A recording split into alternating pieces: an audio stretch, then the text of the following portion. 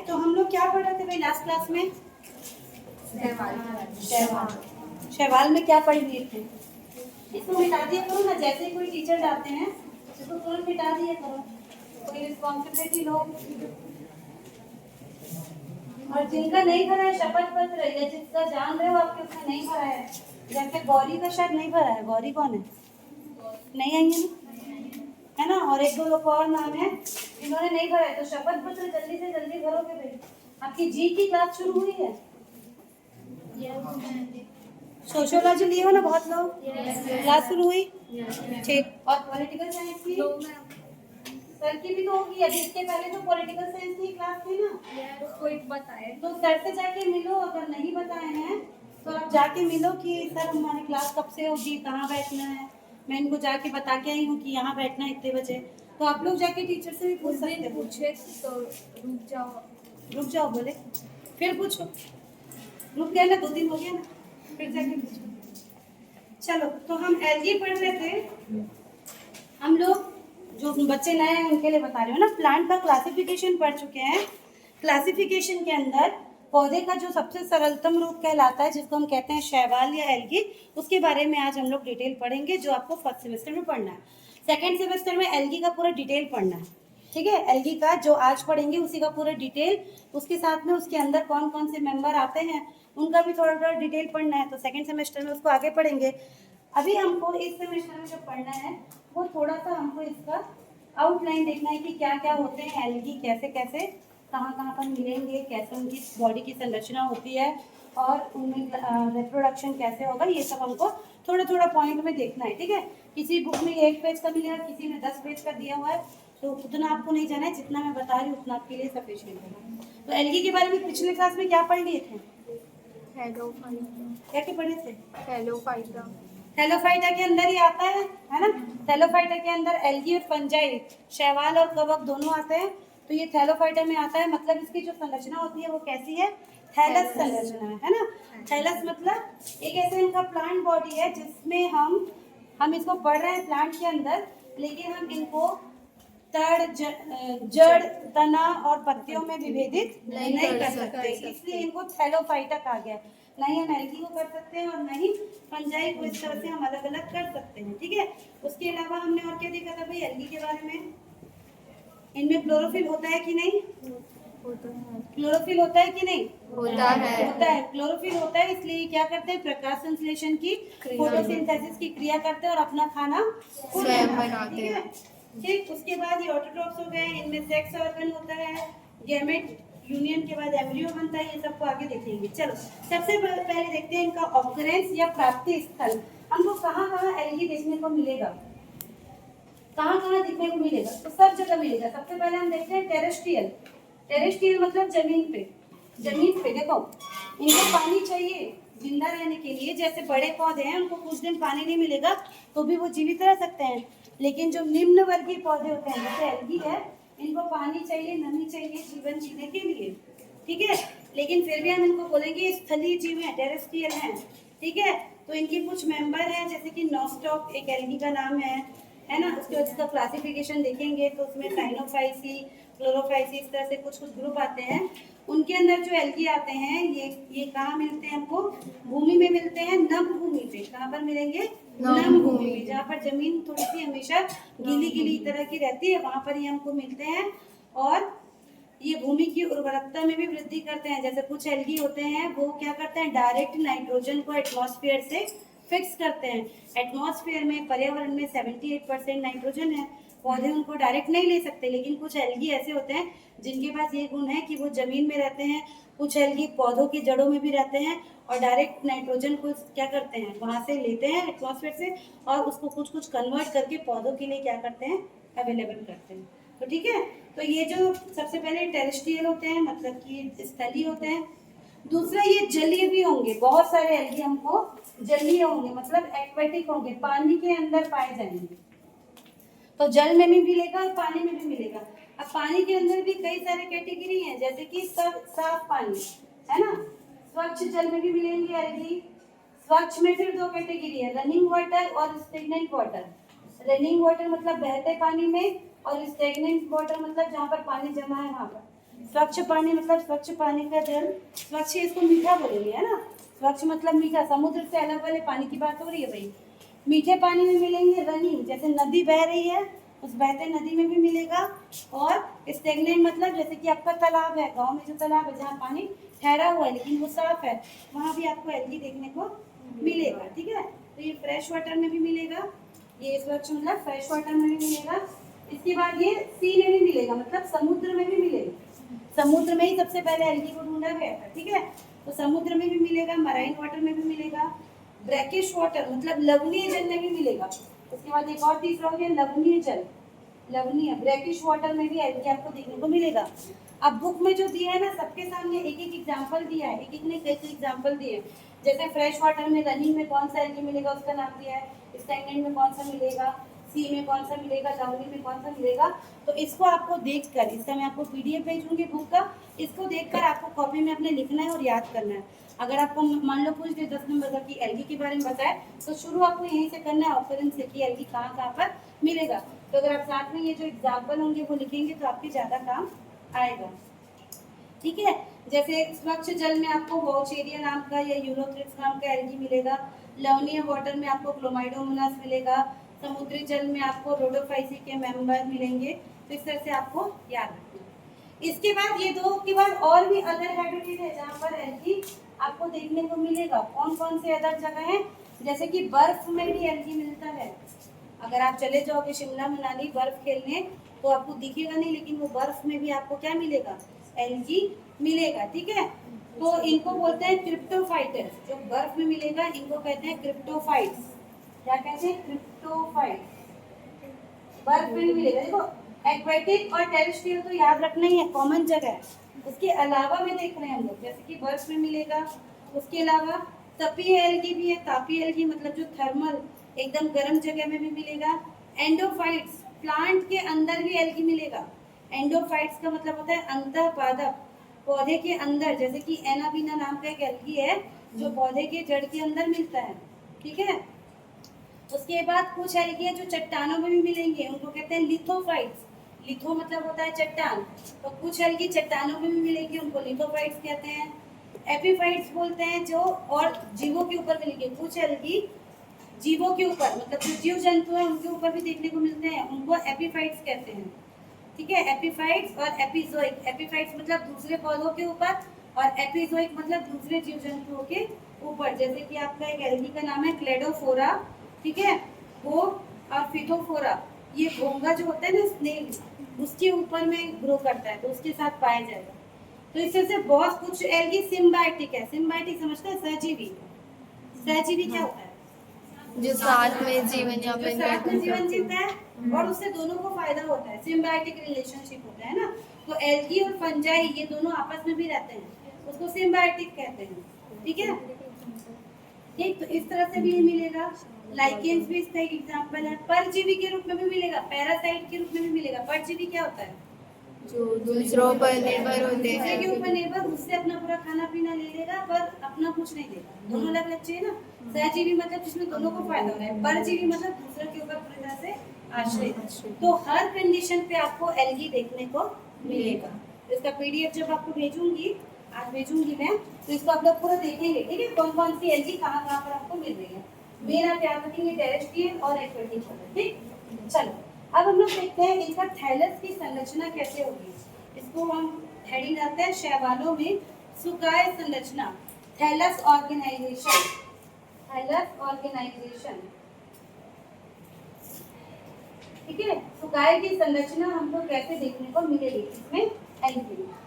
तो कैसे देखने को मिलेगी, अगर हम इनको देखें तो ये हो सकते हैं सबसे पहले यूनिसेलुलर। यूनिसेलुलर मतलब एक कोशिकीय, यूनिसेलुलर हो सकते हैं ये, एक कोशिकीय होते हैं। जैसे कि आपने देखा हुआ एग्जांपल वॉलबॉक्स, क्योंकि मैं जब आपको कॉलोनी बताई थी इस तरह से। ठीक है, यूनिसेलुलर सिंगल सेल का भी हो सकता है। ठीक, फिर इसके अंदर बहुत सारे टाइप हैं। कैसे टाइप है, अब ये चल सकता है कि नहीं। इसके अंदर एक आएगा जिसको हम बोलेंगे अमीबॉइड मूवमेंट, मतलब धीरे धीरे सरकेगा।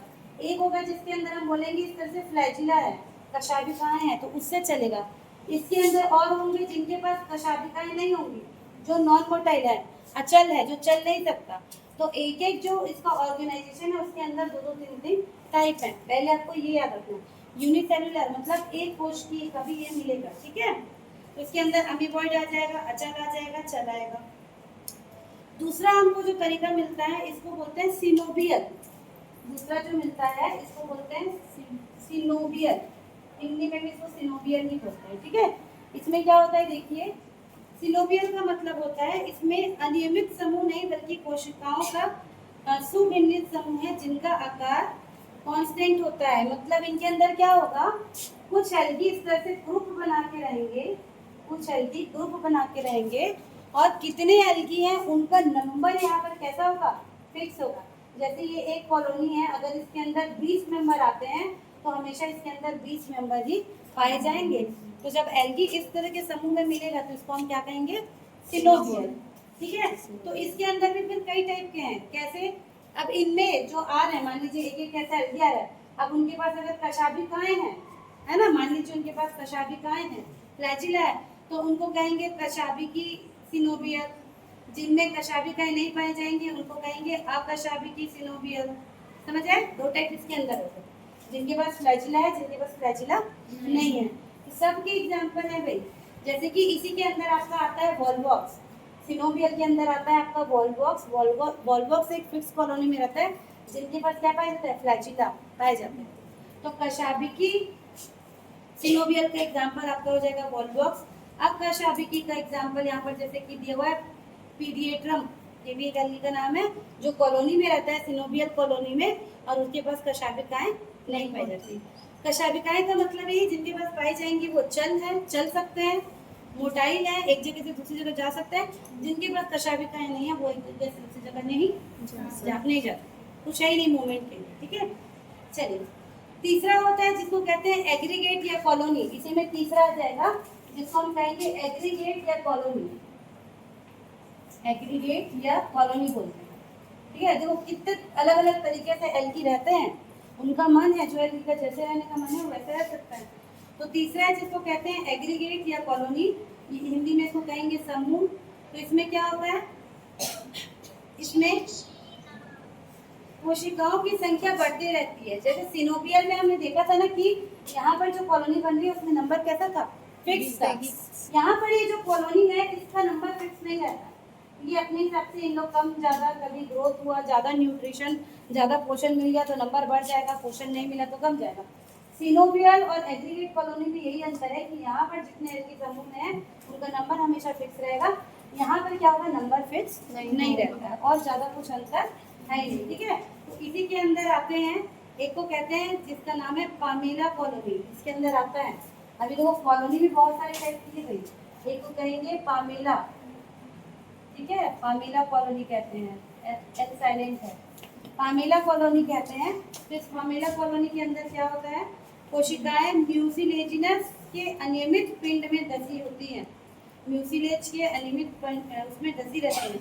मतलब कैसा होगा, जैसे मान लीजिए इस कॉलोनी में इस तरह से कुछ एल्गी हैं, इनके चारों ओर इस तरह से कुछ का आवरण रहेगा जिसको म्यूसिलेजिनस कवर या थोड़ा सा चिपचिपा पदार्थ कहते हैं। तो इस तरह से जो कॉलोनी बनाएगा उसको हम कहेंगे पामेला कॉलोनी, ठीक है। वैसी और बहुत सारी कॉलोनी है, एक को कहते हैं डेंड्रॉइड कॉलोनी। डेंड्रॉइड मतलब वो ट्री के आकार का जुड़ा हुआ, डेंड्रॉइड मतलब ऐसे, जैसे ये एक एल्गी है, दूसरा एल्गी है, तीसरा एल्गी है, चौथा एल्गी, ऐसे इसको डेंड्रॉइड स्ट्रक्चर बोलते हैं। मतलब एक ऐसे लंबा स्ट्रक्चर, ट्री के समान स्ट्रक्चर अगर बनाएगा, ये भी कॉलोनी ही होगी। हमेशा ऐसा नहीं ये कॉलोनी मतलब गोल गोल ही होगी, ये भी कॉलोनी है, सब एल्गी साथ में, लेकिन ये इस तरह से लंबा है तो इसको कह देते हैं डेंड्रॉइड कॉलोनी। ये भी किस में आएगा, एग्रीगेट कॉलोनी के अंदर ये आता है। तीसरा एक होगा जिसको कहते हैं राइजोपोडियल कॉलोनी, ठीक है। ये कैसे जुड़े रहते हैं, सब एक साथ राइजोपोड स्ट्रक्चर बना के, मतलब कि इसको क्या दे देखिए, जब अनेक अमीबी कोशिकाएं परस्पर साइटोप्लाज्मिक उदरवों द्वारा जुड़ी रहती है। मतलब मान लीजिए एक एल्गी है, इसका कुछ साइटोप्लाज्म ऐसे करके निकला हुआ है और दूसरा एल्गी ऐसे करके इससे जुड़ा हुआ है, फिर इसका कुछ ऐसे साइटोप्लाज्म निकला हुआ है, तीसरा एल्गी उससे ऐसे जुड़ा हुआ है। इस तरह से जो कॉलोनी बनेगी इसको कहेंगे राइजोपोडियल, ठीक है, राइजोपोडियल कॉलोनी इसको कहेंगे। तो इस तरह से भी जो एल्गी है वो रह सकता है। चौथा टाइप है जिसको कहते हैं तंतुवत, ये 3 हो गए कॉलोनी वाले। चौथा, इसके भी चौथा आएगा जिसको कहेंगे तंतुबद्ध या फिलामेंटस, फिलामेंटस टाइप कहते हैं इसको, ठीक है। तो चौथा जो है उसको हम कहते हैं फिलामेंटस टाइप। इसके अंदर क्या देखिए, तंतुबद्ध थैलस अनिश्चित लंबाई के होते हैं, कितने भी लंबे और कितने भी छोटे हो सकते हैं। तंतु की कोशिका एक दूसरे से दृढ़ता से जुड़ी होती हैं।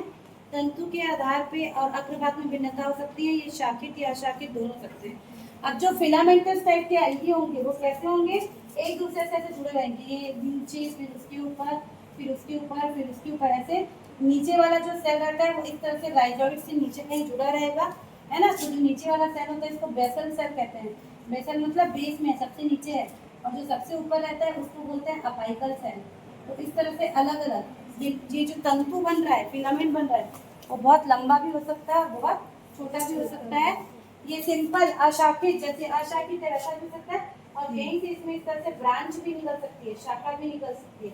तो ये शाखित भी हो सकता है और अशाखित भी हो सकता है। तो अलग अलग एल्गी जितने अभी तक डिस्कवर किए गए हैं सबका अलग अलग तरीका है रहने का, ठीक है। इसके अलावा एक और जो होता है जिसको बोलते हैं विकसित रूप, पांचवा क्या आ जाएगा, ये 4 हो गए। पांचवा होता है विकसित रूप, जो है इसको हम बोलते हैं एडवांस रूप, एडवांस टाइप। एडवांस टाइप में बहुत अलग अलग तरीके से एल्गी रह सकते हैं। कई एल्गी को आपको देख के लगेगा कि तो बहुत बड़ा बड़ा झाड़ टाइप का है, जैसे जो समुद्र में जो एल्गी मिलते हैं ना, उसको आप ऐसे उठाओगे तो कई लंबे, कई किलोमीटर तक लंबे लंबे हो सकते हैं। मतलब वो इतने जटिल तरीके से एक दूसरे से जुड़े हुए हैं कि हम उसको बता नहीं सकते, तो हम उसको बोलते हैं एडवांस टाइप, इसको बोलते हैं विकसित रूप, ठीक है। विकास की अगली कड़ी में वो क्या होते हैं, सेप्टेट या पर्टेन कुछ भी हो सकते हैं, और अलग अलग तरीके से वो जुड़ सकते हैं। जिसमें दिया है जैसे एक अक्षी निर्माण कर सकते हैं, बहुअक्षी निर्माण कर सकते हैं, पैरेंकाइमेटिस निर्माण कर सकते हैं। इस तरह से देखो, ये यहाँ पर आपको ये डायग्राम में दिखेगा, यहाँ पर आपको डायग्राम में दिखेगा, आप गूगल भी करोगे तो दिखेगा आपको। इनको देख के लगेगा कि ये पूरा का पूरा क्या है, पेड़ है ना, या बहुत बड़ा पौधा ऐसे लगेगा, पर एक्चुअल में ये पेड़ या पौधा नहीं है। ये एल्गी का जो एक एक सेल है वो मिल के इस तरह का स्ट्रक्चर बना लेता है कि वो हमको एकदम विकसित रूप टाइप का क्या होता है, नजर आता है। ठीक, तो इतनी चीजें आपको किसने बतानी है, थैलस के ऑर्गेनाइजेशन में। जो इनका थैलस है वो कैसे कैसे ऑर्गेनाइज हो सकता है। चलिए नेक्स्ट देखते हैं सेलुलर। ये हमने थैलस को देख लिया कि एक थैलस का कैसा ऑर्गेनाइजेशन है। अब नेक्स्ट हेडिंग डालिए सेलुलर ऑर्गेनाइजेशन। इस एक एक सेल के अंदर क्या क्या मिलेगा उसको देखते हैं। हेडिंग डालिए सेलुलर ऑर्गेनाइजेशन। एक एक सेल के अंदर हमको क्या देखने को मिलेगा एल्गी में। हिंदी में इसको कहेंगे कोशिकीय संगठन, हिंदी में बोलेंगे कोशिकीय संगठन, सेलुलर ऑर्गेनाइजेशन, ठीक है। तो एक एक एल्गी के अंदर क्या देखने को मिलेगा उसको हम लोग जल्दी से देखते हैं।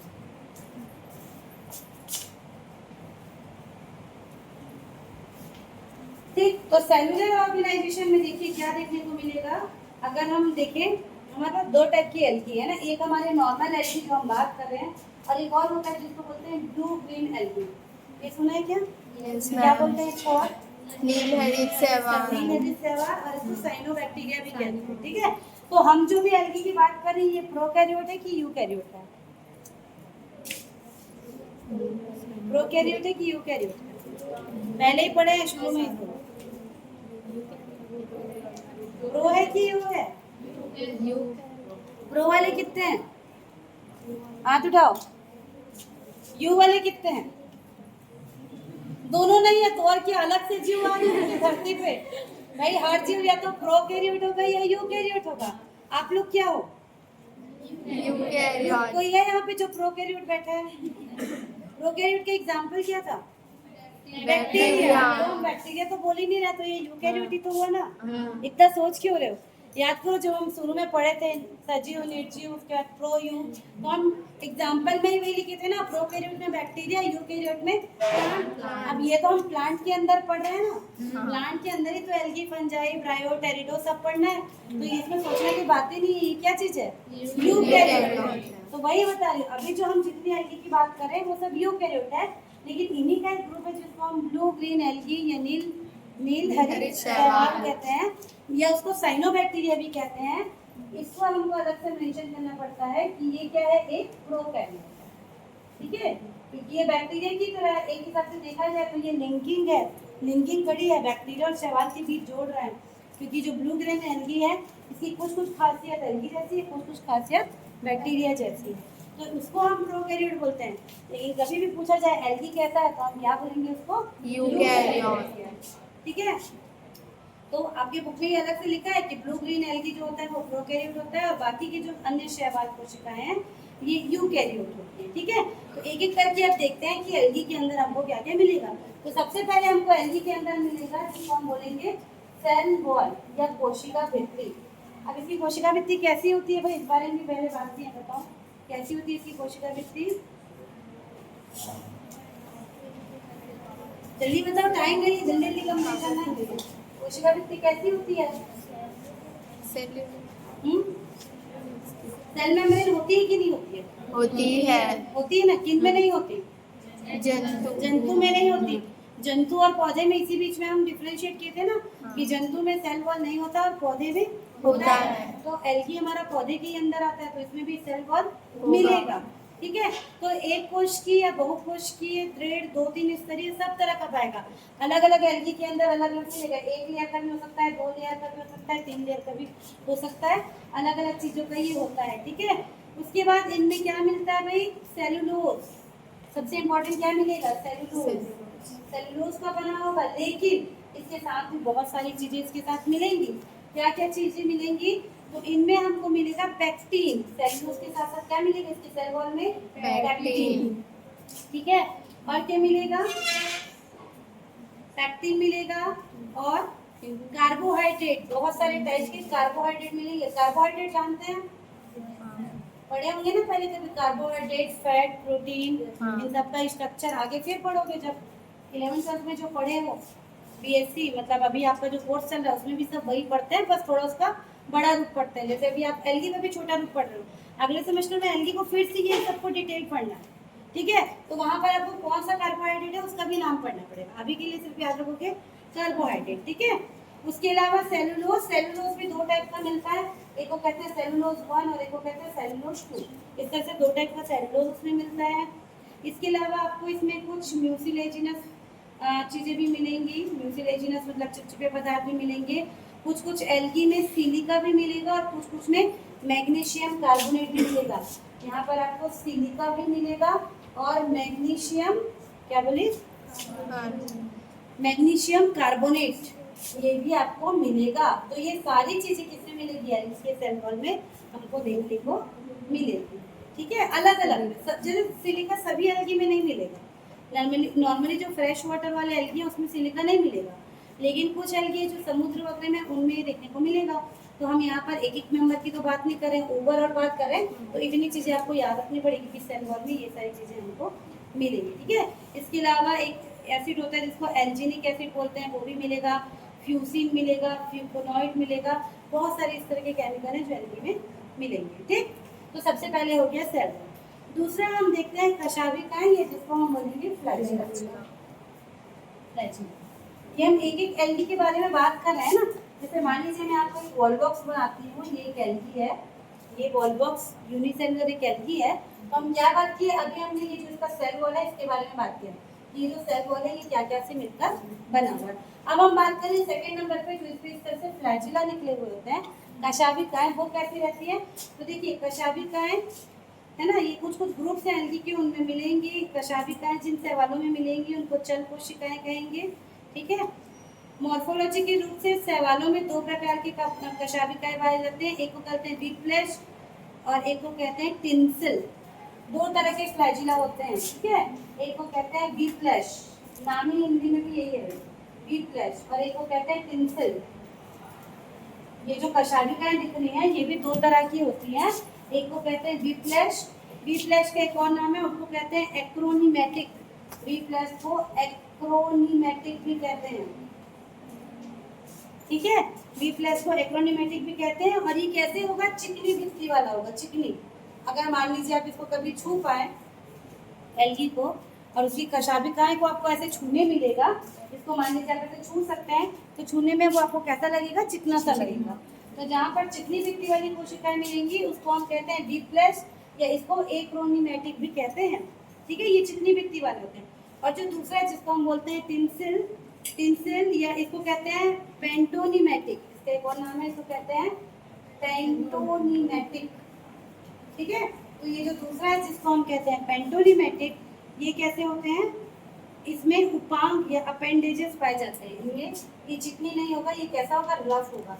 इसमें अपेंडेजेस पाए जाएंगे, मतलब इस तरह से कुछ ऐसा उभरा हुआ आपको पता चलेगा। जब आप इसको छू के देखेंगे तो एक फ्लैजिला, जरूरी नहीं ना सभी में ऐसा मिले, कोई कोई एल्गी में दोनों चिकने हो सकते हैं, कोई एल्गी में दोनों इस तरह के हो सकते हैं, और कोई एल्गी में एक चिकने वाला एक रफ वाला दोनों हो सकता है।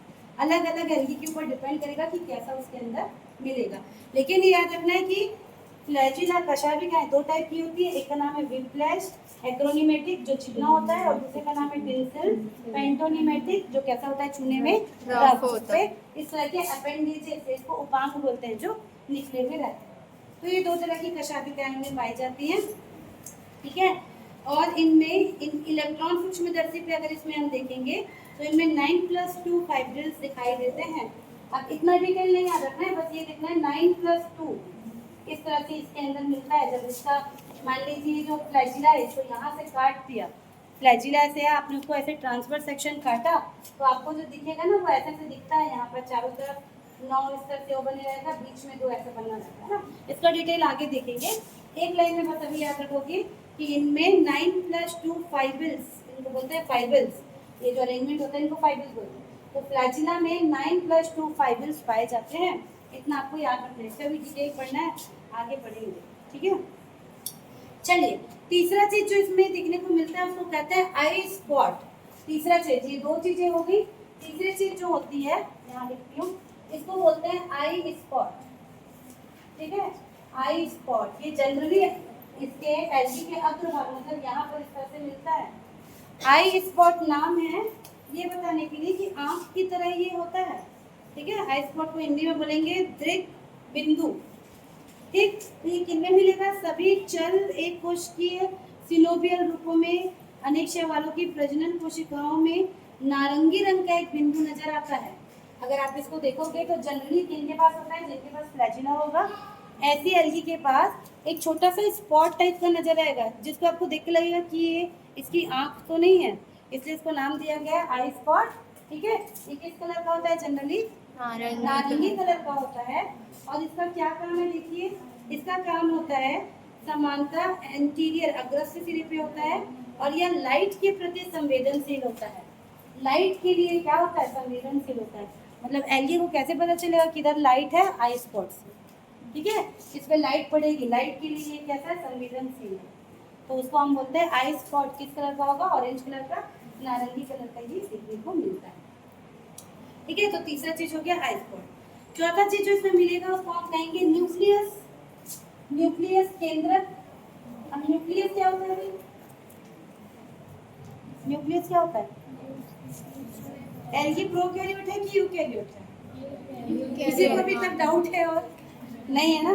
तो एल्गी यूकैरियोट है, तो उसको यूकैरियोट में क्यों रखा गया है, यूकैरियोट को यूकैरियोट क्यों बोलते हैं, ये भी बताएं शुरू में, कौन बताएगा, बताओ फनेश्वर, यूकैरियोट को यूकैरियोट क्यों बोलते हैं।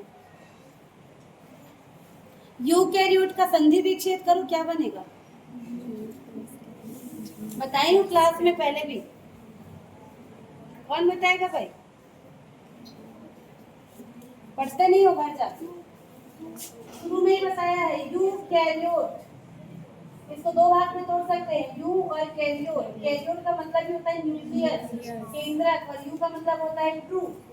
तो ऐसे जीव जिनके पास सही का न्यूक्लियस है, सही का न्यूक्लियस बोलने का मतलब है न्यूक्लियस के चारों ओर उसका एक मेम्ब्रेन होगा, उसको सही का न्यूक्लियस बोलते हैं।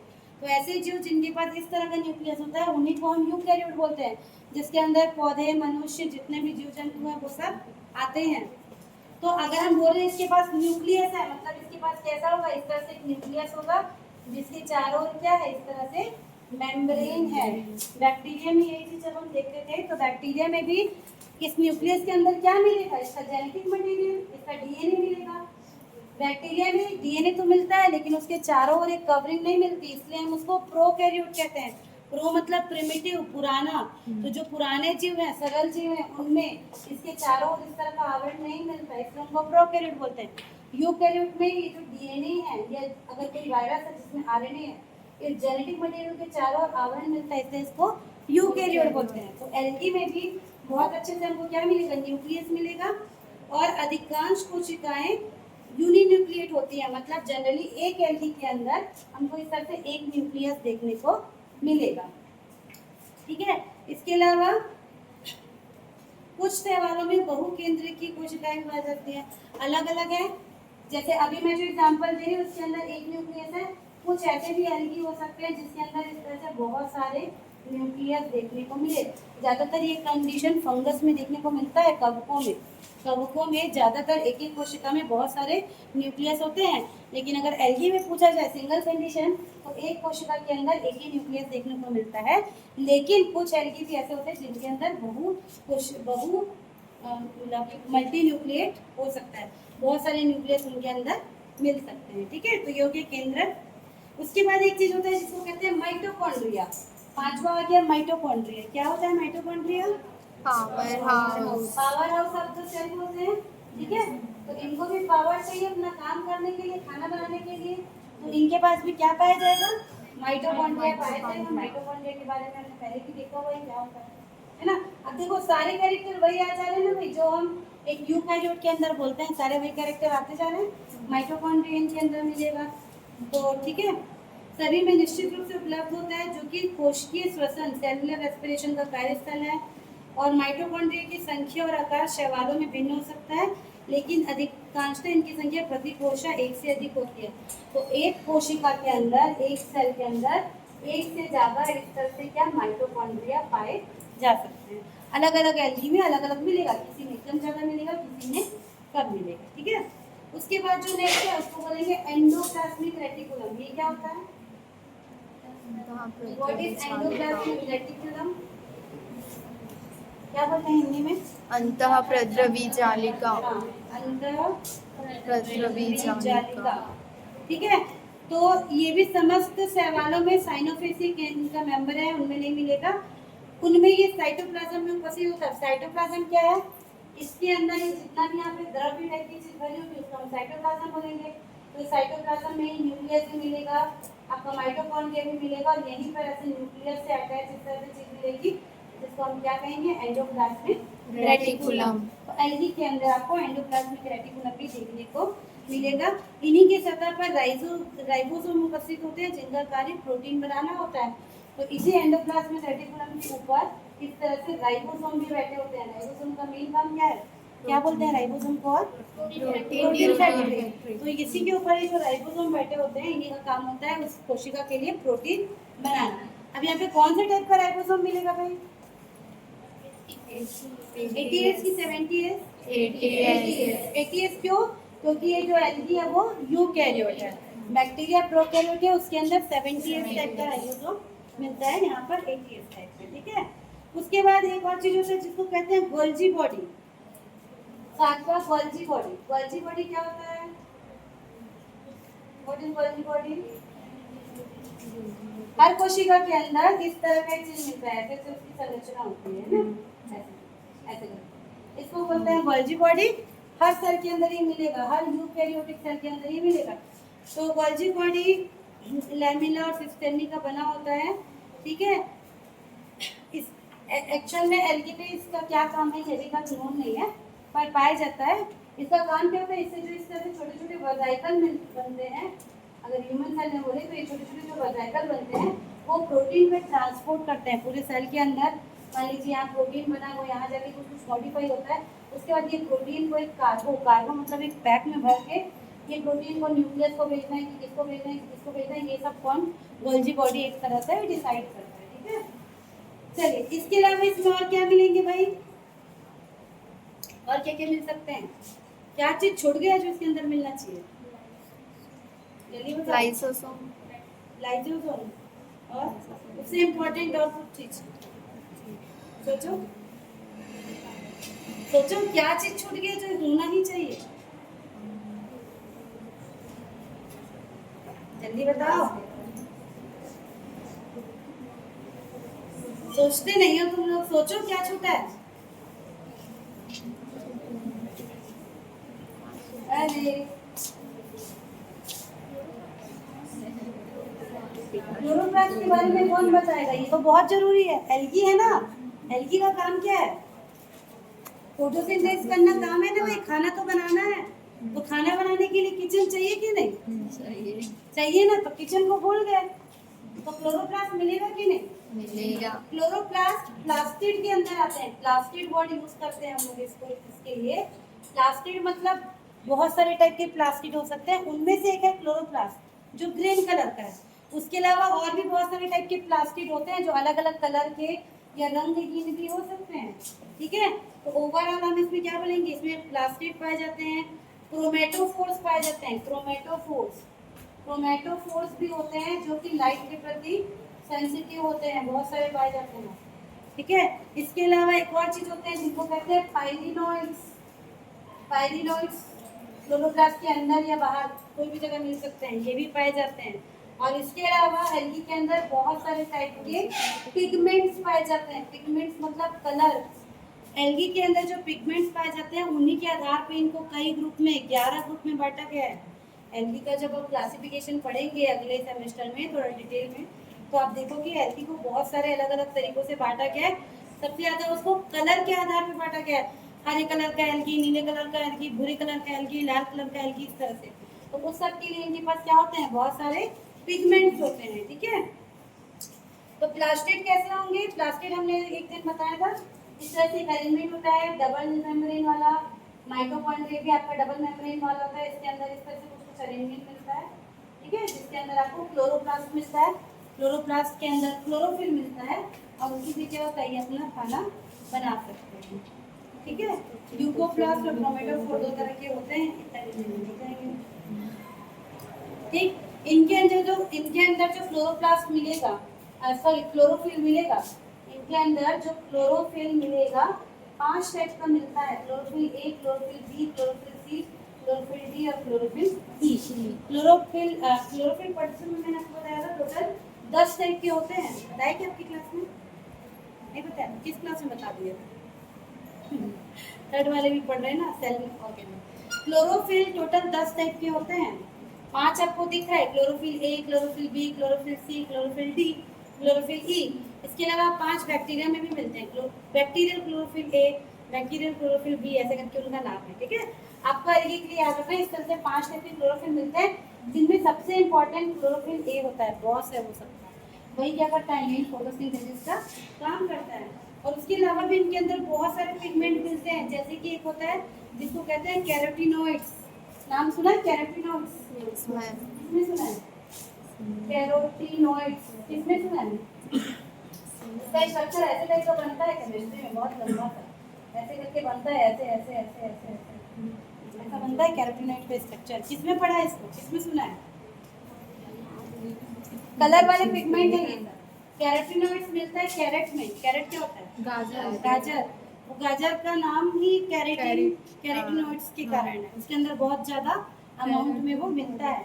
तो बहुत सारे और केमिकल मिलते हैं, जैसे कि कैरोटीनॉइड्स हो गया, फाइकोलिन्स हो गया, बिलीप्रोटीन्स हो गया, ज़ेंथोफिल, जियाज़ेंथीन, वाइलोज़ेंथीन, इस तरह से अनगिनत टाइप के पिगमेंट्स हमको एल्गी के अंदर देखने को मिलते हैं, ठीक है।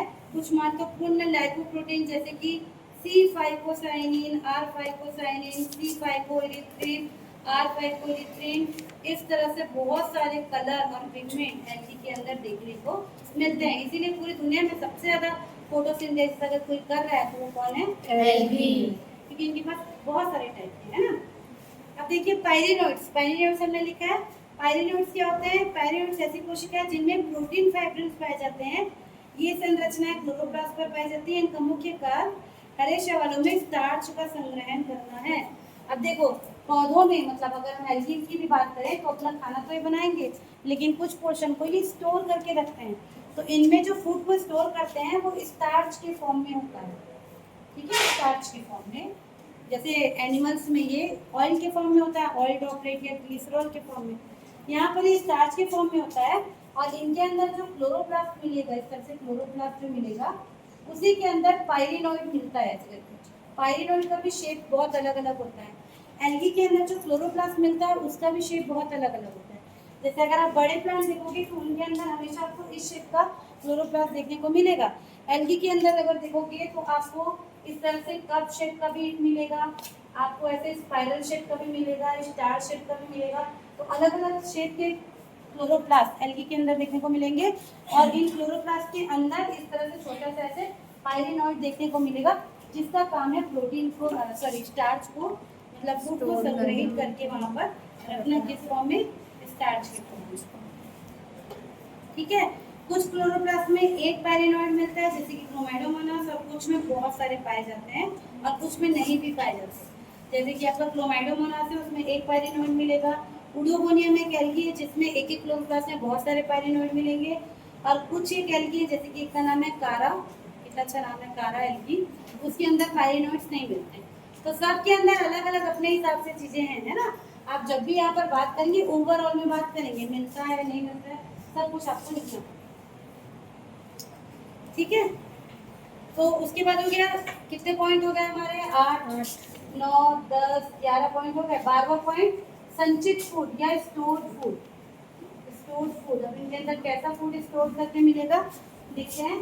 तो इनके अंदर पॉलीसेकेराइड के रूप में, संचित भोजन के रूप में शैवाल बहुत भिन्नता दिखाते हैं। सबसे ज्यादा अगर हम लिख सकते हैं तो स्टार्च के रूप में उपस्थित होते हैं। स्टार्च को हिंदी में बोलते हैं मंड, ठीक है, मंड बोलते हैं। तो संचित भोजन मंड या स्टार्च के रूप में उपस्थित होता है। ठीक है, फिर स्टार्च में भी बहुत सारे अलग अलग टाइप हैं। जैसे कुछ मिलेगा साइनोफाइसी स्टार्च, कुछ को बोलेंगे फ्लोरिडियन स्टार्च। 2 प्रकार के पाए जाते हैं, इसमें साइनोफाइसी और रोडोफाइसी में पाए जाएंगे। इसके अलावा ब्राउन एल्गी में लैमिनेरियन स्टार्च भी मिलेगा, किसी में पैरामाइलम भी मिलेगा। तो अलग अलग टाइप के, लेकिन सब होंगे स्टार्च, अलग अलग समूहों में अलग अलग टाइप का स्टार्च के रूप में इनमें क्या होगा, भोजन जो है वो एकत्रित रहता है।